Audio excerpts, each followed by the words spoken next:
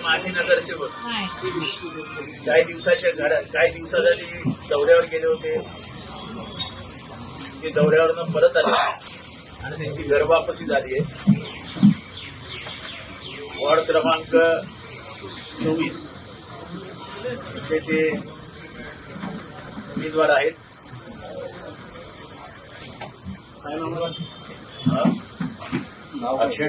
अक्षय आनंद ठाकूर यांचे वडील 1986च्या पहिल्या बोर्डात माधुकाना ठाकूर हे प्रचंड दानशूर व्यक्तिमत्व म्हणून पूर्ण परिसरामध्ये सुपरिचित होते. त्यांचा मुलगाही आनंद ठाकूर हे देखील नगरसेवक होते आणि हा देखील एनसीपीचा नगरसेवक होता. आता आमच्यातर्फे वॉर्ड क्रमांक 24 मधनं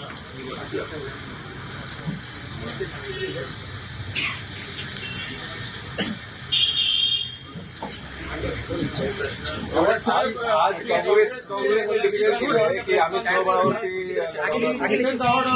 अमित चलते हम साथ में नहीं जा रहे हैं. आपका नाम लिया और कि हमने उनके लिए नाराजी व्यक्त की है सर. और अभी वो लोग कार्यकर्ता को पूछ रहे पैसा है क्या, मतलब हमारी उपेक्षा कर रहे हैं, इसलिए हम अकेले लड़ेंगे. मेरी तो विक्रांत चौहान से कोई बात नहीं होती है और मैं फिर से अभी मैंने टीवी पे देखा. मैं फिर से अभी बाहर जाकर उसको फोन लगाऊंगा, ना हो सके मनाने की कोशिश करूँ. काँग्रेसने 3 वेळा लेखी प्रस्ताव दिले असं त्यांचं म्हणणं आहे, तरी आघाडी म्हणून तुम्ही त्यांना स्वीकारलं नाही, फसवल्याचा आरोप त्यांनी केला. थोडेफार गैरसमज आघाडी करत असताना होत असतात. ते गैरसमज हे बरोबर मिटवायचे असतात. ते मिटवण्याचा आम्ही प्रयत्न करू. मनसेला जास्त जागा दिल्या आणि काँग्रेसला 2 वर्षांनी आम्हाला जागा अजून जागा वाटपच फायनल नाही झालं, पण कोणाला किती जागा मिळाल्या हे कसं काय सांगू. विक्रांत चव्हाणांनी असाही आरोप केला की मुंबईतील 2 नगरसेवक राष्ट्रवादीने पळवले. काँग्रेसचे नाही ते दोघेही नगरसेवक हे काँग्रेस बरोबर जायला तयार होते. ते बिचारे सकाळी दुपार संध्याकाळी फोन करून विक्रांत चव्हाण यांचा फोन त्यांना नॉन रिचेबल लागतो. आता अजूनही ते काँग्रेसच्या संपर्कात जाण्यासाठी ते तयार आहेत. काँग्रेसच्या चिन्हावरती निवडणुकाही लढायला तयार आहेत. आता त्यांचा जर फोन नॉट रिचेबल किंवा त्यांचा फोन घेतला जात नसेल तर ते तरी काय करणार. आता पण ज्या काही चर्चा चालू आहे तरी हे महाविकासाकडे 4 पक्ष आहेत, मनसे, काँग्रेस असेल, राष्ट्रवादी असेल, शिवसेना वगैरे.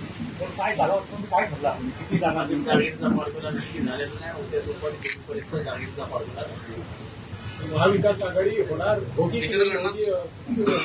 आपल्याशी बोलत असतानाच विक्रांतचा फोन आला होता आत्ता 1 सेकंदापूर्वी.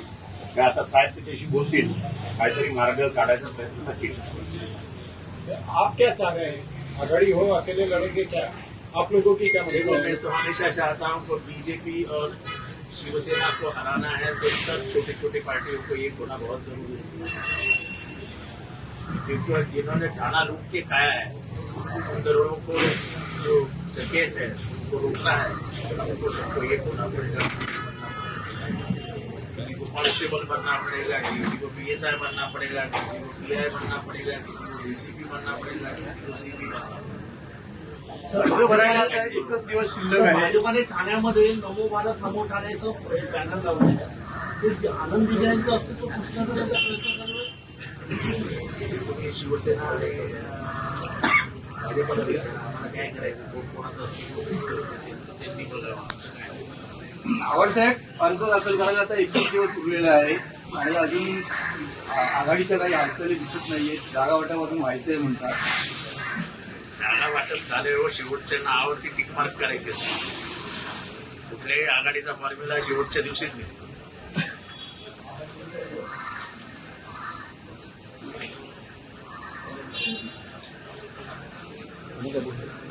सर कुठं ठीक आहे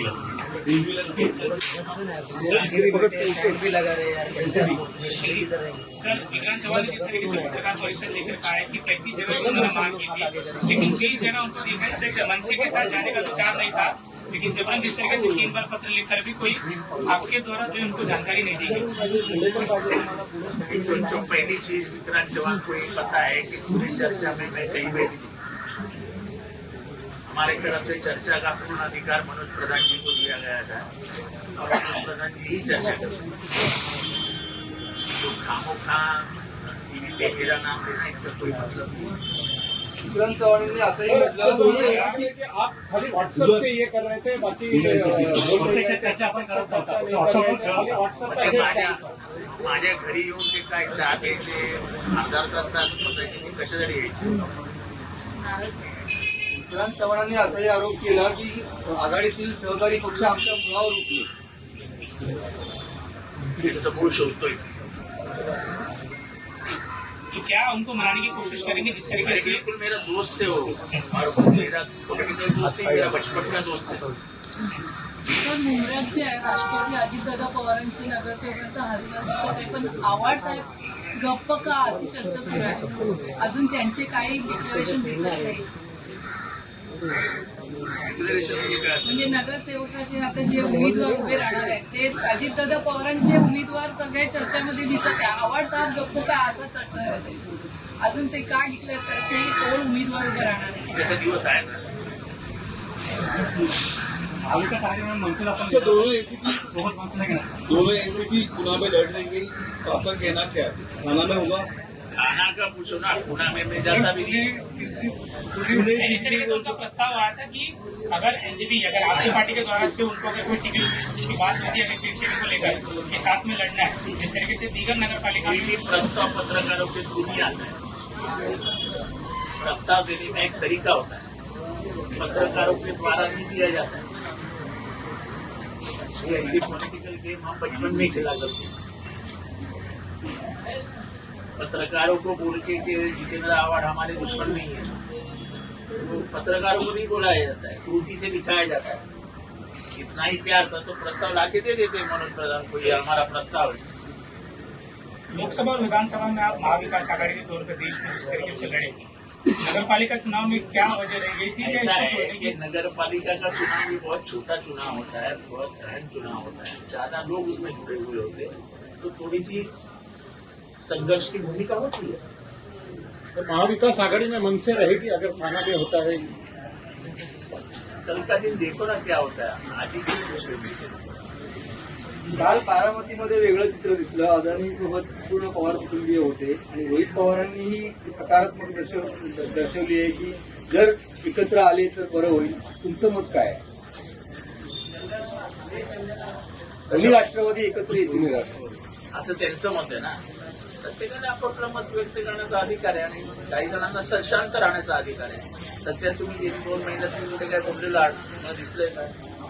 सध्या शांत बसण्याचा विचार ठेवलाय मला.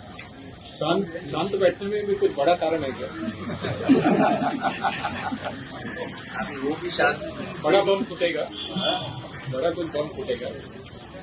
अभी उसका इंतजार करो. बम है कि हाइड्रोजन बम है कि क्या है उसका इंतजार करो. तुमको भी इतनी घाई क्या है? हर बम तुमको आज ही बताओ क्या. 16 तारीख को जब निकाल आएंगे तो रिजल्ट किस तरीके से होगा? किन जगह पे जो है मैं कोई भविष्य करता नहीं, मैं कोई ज्योतिषी जानता नहीं, ना मैं कोई पत्रिका लिखता.